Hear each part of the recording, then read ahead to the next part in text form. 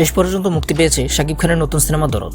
দেশের ৮২টি সিনেমা হলে দুলুমিয়া ও ফাতেমার ভালোবাসা আর রহস্যময় গল্প নিয়ে হাজির অনন্য মামুনের এই সিনেমা। তবে প্রশ্ন হলো, এই ছবি কি দর্শকদের প্রত্যাশা পূরণ করতে পেরেছে? কেমন হয়েছে শাকিবের বহুল প্রতীক্ষিত এই মুভি? সবকিছুই বিস্তারিতভাবে বলবো, তার আগে চ্যানেলটি সাবস্ক্রাইব করে বেল আইকনটি প্রেস করে রাখুন। প্রথমে দরদ মুক্তির কথা ছিল এই বছরের ভালোবাসা দিবসে, কিন্তু নানা কারণে মুক্তির তারিখ পিছিয়েছে। পরিচালক অনন্য মামুন 14 ফেব্রুয়ারি ফার্স্ট লুক পোস্টার রিলিজ করেন। এরপর জুন মাসে আসে সিনেমার প্রথম টিজার, আর অক্টোবর মাসে দ্বিতীয় টিজারে শাকিবের বিখ্যাত ডায়লগ আমি দুলুমিয়া, আমার বউর মুখে হাসি দেখার জন্য আমি হাজারটা খুন করতে পারি। অবশেষে 15 নভেম্বর বড় পর্দায় মুক্তি পেল দরদ। এই ছবির মধ্য দিয়ে শাকিব খান 4 বছরের বেশি সময় পর ঈদ ছাড়া অন্য সময় একটি নতুন সিনেমা নিয়ে হাজির হলেন।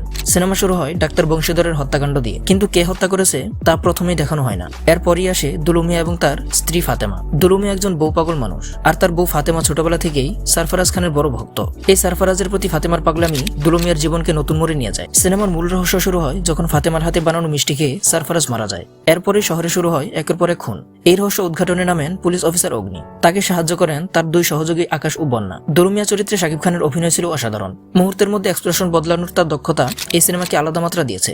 দুলুমিয়া চরিত্রে শাকিব খান যেন মিশে গেছেন পুরোপুরিভাবে। সিনেমার গল্প দুর্বল হলেও শাকিব খানের উপস্থিতি সিনেমাটিকে শেষ পর্যন্ত টিকিয়ে রেখেছে। ফাতেমা চরিত্রে সোনাল চৌহান শাকিবের সঙ্গে মানানসই রসায়ন দেখিয়েছেন, তবে তার ডাবিং কিছুটা খাপছাড়া মনে হয়েছে। পুলিশ অফিসার অগ্নি চরিত্রে পায়েলকে প্রেগনেন্ট দেখানো হলেও তার যথাযথ ব্যাখ্যা মেলেনি। সিনেমার গানগুলোতে সঠিক লিপসিং এর অভাব ছিল, বিশেষ করে লুট করেছে, এবং এই ভাষাও গানগুলোর দৃশ্যায়ন হয়েছে হিন্দি ডাবিং এ। তবে ইমরান মাহমুদুলের এক প্রেম গানটি ছিল হৃদয়স্পর্শী। এছাড়া সিনেমার ব্যাকগ্রাউন্ড মিউজিকও ছিল দারুণ। প্রথমার্ধে গল্প কিছুটা ধীরগতি ছিল। গল্প কখন অতীতে যাচ্ছে আর কখন বর্তমানে আসছে তা বোঝা কঠিন ছিল। বিরতির পর সিনেমা গতি পায় এবং রহস্য উন্মোচন শুরু হয়। তবে কিছু জায়গায় গল্পের অসঙ্গতি দর্শকদের মনোযোগ ধরে রাখতে ব্যর্থ হয়েছে। দরদ বাংলাদেশের সিনেমা ইন্ডাস্ট্রিতে নতুন ধরনের সাইকোলজিক্যাল থ্রিলার নিয়ে এসেছে, তবে জনরাটি এখনো অনেকের কাছে অপরিচিত।